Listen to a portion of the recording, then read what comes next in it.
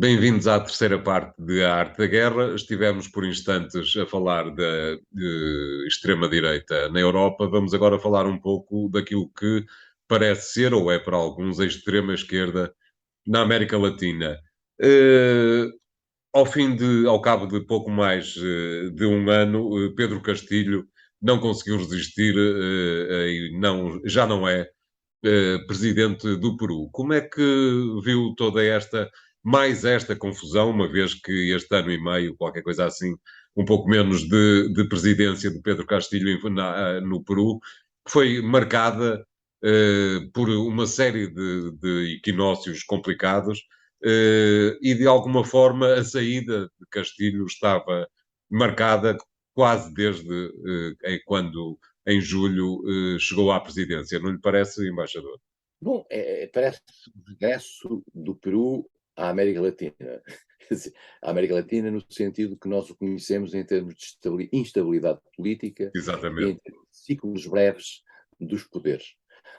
O que não é um bom sinal para os países, para a sua estabilidade interna e para a vida política, para a vida dos seus cidadãos e agentes económicos e tudo isso.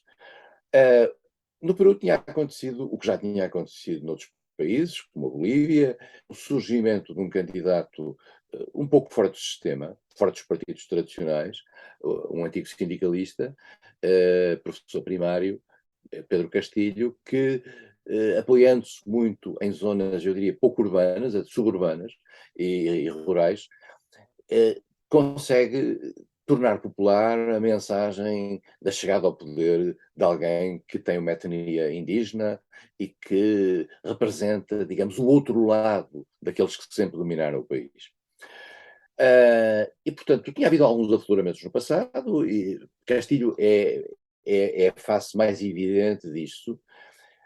E a prova provada de que Castilho está num país dualista é que o Parlamento, no qual estão os deputados, o Congresso do Peru, é constituído basicamente por gente que se opõe a Castilho.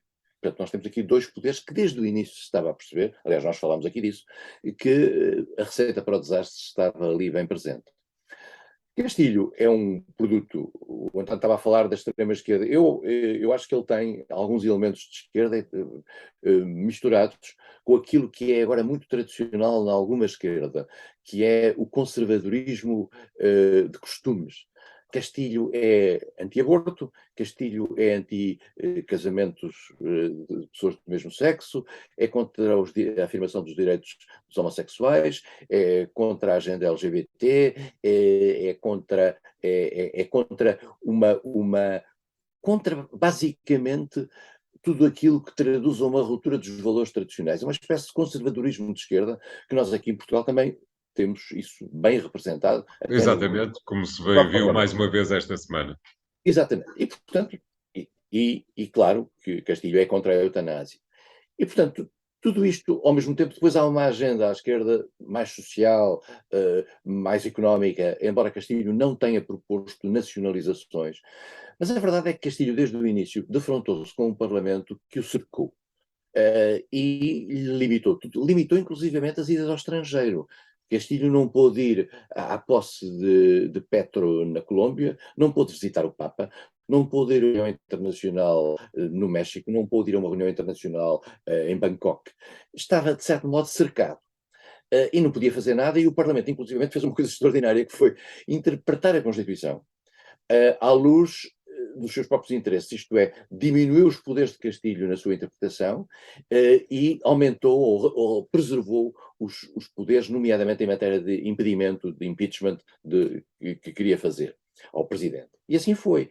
Tentou duas vezes, sem sucesso,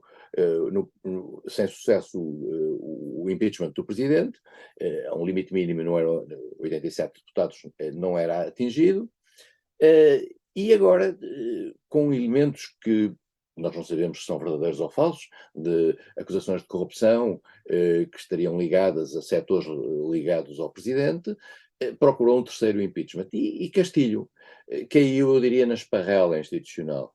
Isto é, tentou fazer aquilo que um presidente, digamos, que não acredita na democracia que existe no seu país faz. Isto é, procurou dissolver o Parlamento, contra aquilo que eram as regras do Parlamento, criar um recolher obrigatório e anunciou a criação de eleições para uma Assembleia Constituinte para fazer uma nova Constituição. A isto se chama, eu vou usar as palavras da extrema-direita chilena, peruana, a isto se chama golpe de Estado. E eu uso as palavras da extrema-direita peruana pela simples razão de que isto é um golpe de Estado.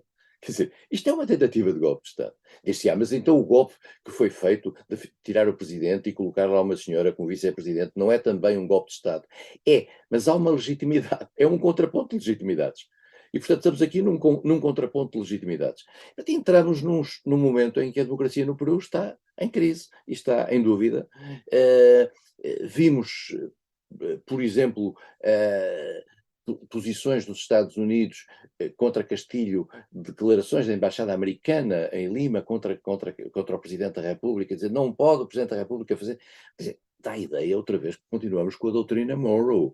Quer dizer, Exatamente. a América toma conta daquilo que está a seu sul. E isto Dizer, vale a pena, talvez, peço desculpa por interromper, embaixador, vale a pena, talvez, recordar que Joe Biden, se não estou em erro, foi dos primeiros presidentes exteriores ao Peru a dar os parabéns a Pedro Castilho, nomeadamente numa altura em que internamente ainda havia dúvidas sobre a vitória de Pedro Castilho. E é também o mesmo Biden que, nesta altura, é dos primeiros a dizer já não contamos com ele. os democratas americanos, os governos democráticos americanos têm essa tentação para criar alguma cumplicidade com quem vem a seguir, inevitavelmente, avançam rapidamente. Viu-se isso com Lula. Exatamente. As coisas não estavam totalmente claras, já estava a Embaixada Americana a dizer isso. E, portanto, e depois também, muito rapidamente, quando percebe que a relação de forças está a mudar, coloca-se do outro lado. E a relação de forças no Peru mudou-se muito rapidamente. Os grupos económicos e empresariais movimentaram-se e há, enfim, informações, esperemos que fidedignas, de que as ligações entre estes grupos e os grupos conservadores no Parlamento acabaram por funcionar muitíssimo bem, em particular do apoio ao partido de Keiko Fujimori, que era a candidata derrotada por Castilho nas eleições em 2021, e que neste momento está num papel central, embora tenha partidos mais à direita, mais à sua direita, a controlar este processo. É um processo de interinidade institucional. A nova presidente diz que quer fazer eleições em 2024.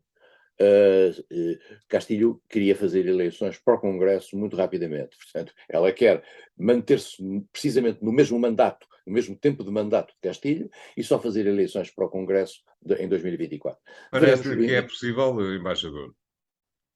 Parece-me que sim, apesar das manifestações de rua, apesar dos mortos, já há mortos nestas manifestações Exato. de rua, eu não acredito que haja porque estas eleições de 24 e o anúncio destas eleições já são uma concessão às manifestações de rua. E, portanto, eu acho que o Peru vai entrar num tempo de excepcionalidade sob a tutela e o papel desta senhora, mas não sei se entrará numa situação mais trágica, porque essa seria uma espécie de uma guerra civil, que seria dramática para um país que, apesar de tudo, nos últimos anos, tinha alguns índices económicos interessantes que vieram a declinar no último ano e meio. Acha que, para uma resposta rápida, acha que esta questão do Peru pode ser o início da derrocada do bloco de esquerda em que se tornou a América Latina? Eu não sei se na América Latina há um bloco de esquerda. Hum, Na América Latina há um conjunto de países em que a esquerda chegou ao poder, nos ciclos tradicionais da América Latina. Mas não parece que haja uma coordenação neste campo. Vamos ver em que medida o sinal que Lula da Silva dá à América Latina funciona ou não como um fator de alguma ligação entre eles. É o único que o pode fazer. Mas eu não acredito que haja uma coordenação nessa matéria. E as pessoas que foram eleitas, Guilherme Petro na Colômbia, o Boric no Chile, no Chile. Lula, são pessoas de natureza diferente de, por exemplo, Maduro na Venezuela. independentemente de poder haver aqui alguma complacência ao nível do discurso, da relação, Claro, etc. Até porque pressentem-se todos eles que estão atacados pelo mesmo inimigo, isto é, pelo mesmo adversário, que é a direita e a extrema-direita. claro. Mas eu não acredito que haja uma grande coordenação nesta matéria e o mundo não está para isso. O mundo hoje em dia já não está para estes tempos. Muito bem. Obrigado, embaixador. O programa Arte da Guerra fica hoje por aqui. Continua a acompanhar-nos no podcast nos sites do Jornal Económico e para a semana voltaremos com 3 novos temas. Até lá. Obrigado.